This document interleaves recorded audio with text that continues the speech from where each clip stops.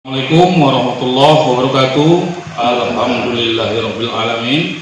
Puji syukur kehadirat Allah Subhanahu wa taala yang telah memberikan kesempatan kepada kita semua dapat bertemu di ruangan yang berbahagia ini. Terima kasih kepada Bapak Ibu hadirin, terutama kepada Bapak Lurah dan jajarannya telah bersedia untuk mengikuti kegiatan PKN dari Universitas Muslim Nusantara. Dan di sini kami akan membawakan judul pengelolaan keuangan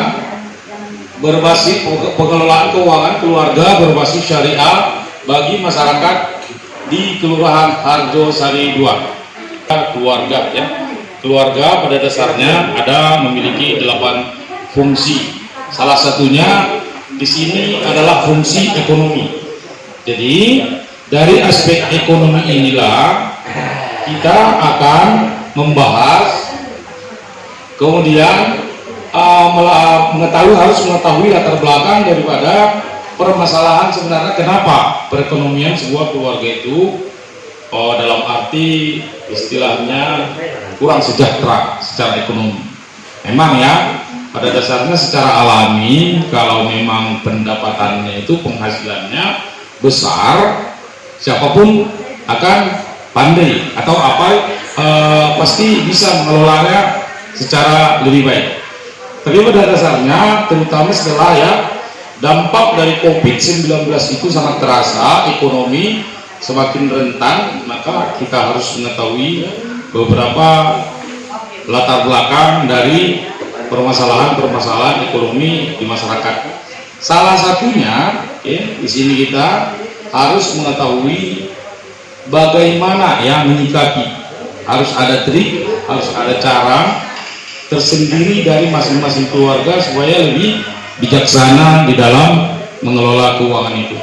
Salah satunya di sini yang kami tawarkan sesuai dengan judul dari pengabdian ini adalah pengelolaan keluarga yang berbasis syariah. Kemudian secara sederhananya mungkin seperti ini ya. Di dalam keluarga itu sebenarnya bukan karena tidak cukup atau karena pendapatannya itu kurang, seperti itu ya. Tetapi karena cara pengelolaannya yang paling mendasar itu dalam permasalahan itu disebabkan cara pengelolaannya yang kurang baik.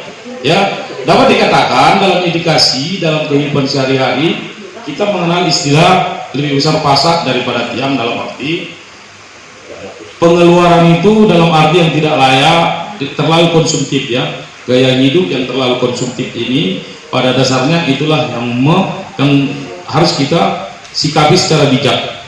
Jadi dengan pendapatan mungkin yang rata-rata ya, masyarakat kita saat ini pendapatannya berada dalam rata-rata atau UMR seperti istilahnya, bisa kita sikapi dengan konsep pengelolaan keuangan berbasis syariah. Kemudian ya, pada dasarnya bagaimana tips mengelola keuangan itu? Di sini akan kami coba tawarkan secara sederhananya, secara Islami ya, mungkin ya. Di dalam ajaran agama kita ini mungkin ada beberapa yang perlu kita pelajari, ada yang perlu kita bahas bagaimana supaya membudayakan pengelolaan keuangan yang berbasis syariah itu dapat kita implementasikan sehari-hari. Sederhananya, alokasi penggunaan dana itu harus kita bikin proporsinya secara sederhana. Mungkin 50% itu harus kita memang konsumsi sehari-hari, kebutuhan primer ya, seperti itu.